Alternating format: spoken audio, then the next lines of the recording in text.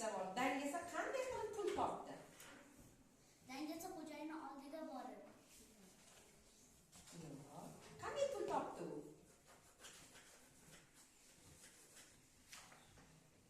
Xo'jayini o'g'li va qizini ko'rib nima deydi? Men otalaringning oldidan kelyapman.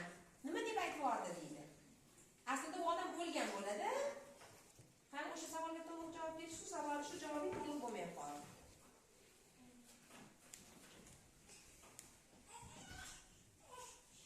O'ylab ko'ramiz.